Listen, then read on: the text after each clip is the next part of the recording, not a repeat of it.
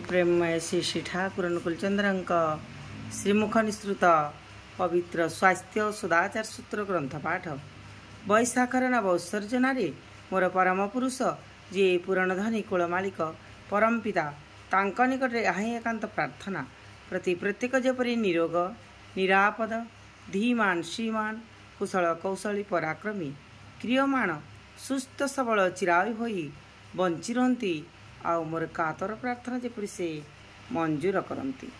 स्वास्थ्य सदाचार सूत्र आराम प्रत्याशी हो नहीं, विश्राम लोभी हेबाकू जाओ नहीं, श्रम क्लेश सुखतारी मदिर कृति संवेगरी निजकू उच्छ्वल करी तोल। न्याय नियंत्रण कुशल कौशली तत्परतारी सहिष्णु और संपुष्ट करी रख तुमर व्यक्तित्व को। तुमर कृति अनुवेदना विधि विकसित विन्यास विनायनारी एपरी समस्त को सुसंदीप्त करी तोले। तुम्हें सही नंदना नर्तना उच्छ्वल होई चालु थाओ।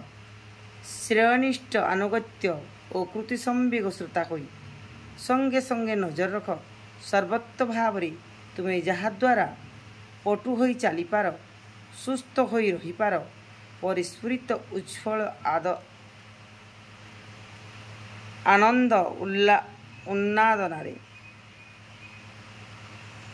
उत्ताल अनुचलन श्रेय नर्तनारे विभूति थेई थेई करी आनंदित थाओ। समस्त को आनंदित करी तोल। सुसंस्थिर संस्तुतिर संस्तुत ससुस्त और सशिष्ट अभिधायना ने उद्यम उद्भासित करी तोल। समस्त को आउ सबु जहा किछि को नहीं तुम्हें स्वतः संदीप्त उच्छ्वल नंदनारे अभिदीप्त होई चल। आउ एही अभिदीपन जेपरी प्रत्येक को ही उच्छ्वल करी तोले। पारस्परिक चर्या मुखर स्वस्ति आरती नहीं। वाणी संख्या 84। जय गुरु जय गुरु।